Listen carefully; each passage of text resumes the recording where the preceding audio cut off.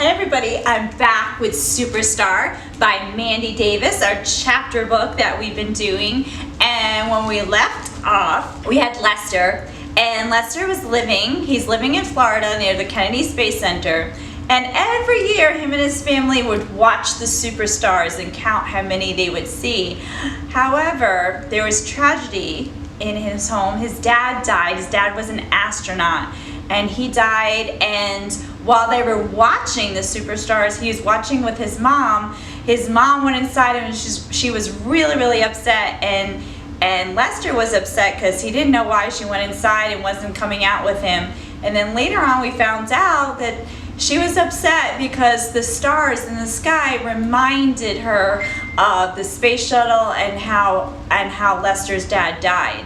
And so they had a really good discussion about that. So we're going to take off from there, and we're on chapter 3, and it is Quarry Elementary School. Quarry Elementary School looks a lot like Quarry Library. It has the same red brick walls, the same metal slats on the windows, and the same rectangles of grass next to the sidewalk.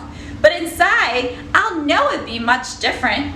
Come on, Lester. Once you know what it's like, it won't be scary anymore. Mom pulls open one of the doors and walks through. Everything's going to be fine. How do you know? I just do. She holds her hand out to me, but I don't take it.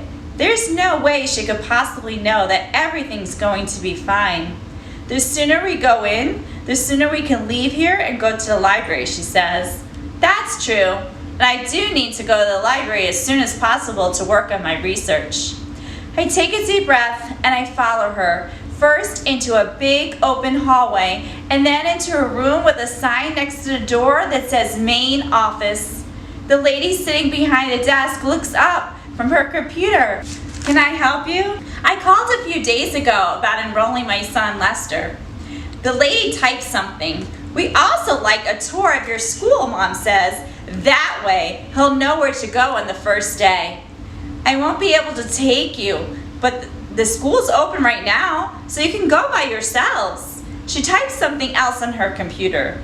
What was the name of the last school? I'll need to get his records sent over right away.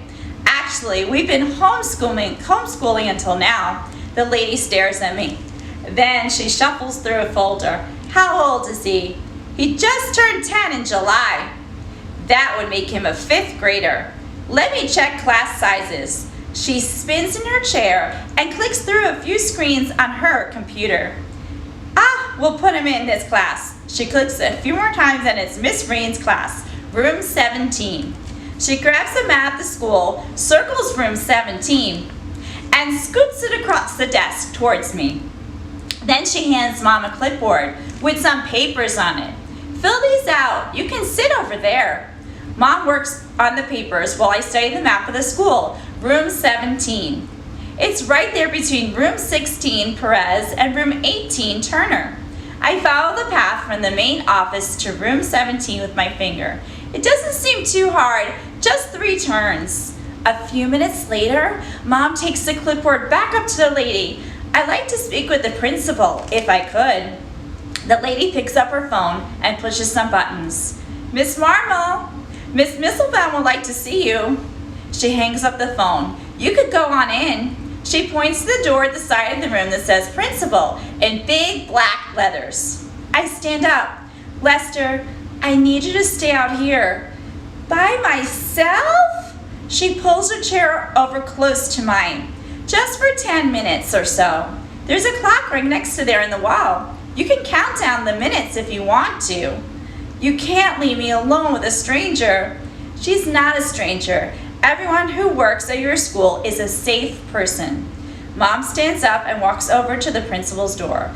I'll be back soon, and then we could take that tour of your new school. I study the map for a while. The building is really just a big square with hallways coming off every corner. Pretty soon, I know how to get from my classroom to every other room in the school. There's a box of Legos in the conference room if you want to play with them. The lady behind the desk points down the hall. Lego bricks? What? You have to call them Lego bricks, not Legos. And why is that? Because of the rules. You're not supposed to put an S on the end of the word Lego. You're supposed to put a noun after it, like Lego bricks or Lego creation. And you also have to capitalize all the letters, capital L, capital E, capital G, and capital O.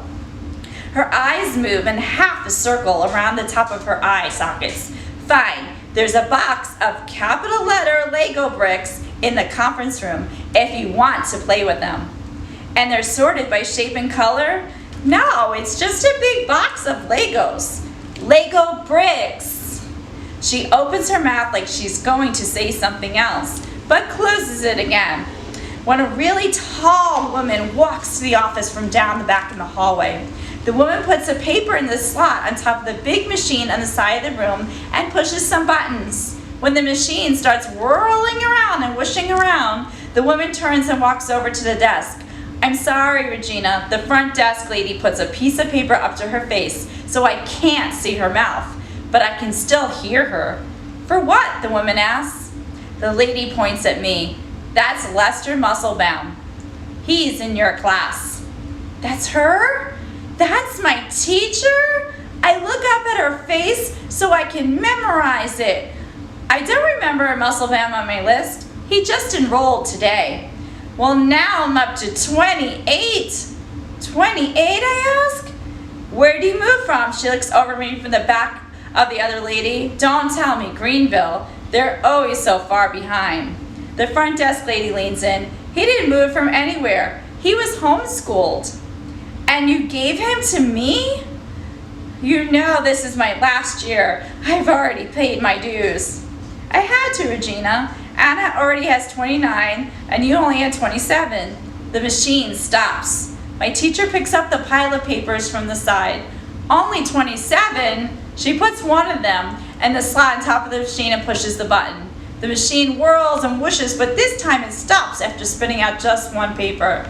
27 what? My voice is louder now. Students! My teacher looks over at me, and now it's 28, including you. 28 kids in the same room? All the books I read for school research showed pictures of 15 kids at the most. I know because I counted them. But never 28. That's almost 30, which is 15 times 2. My teacher grabs the paper off the machine and adds it to her stack. Welcome to school, Lester Musselbaum. And we will continue next time with Superstar by Mandy Davis. Don't forget to like and subscribe. Bye, everybody.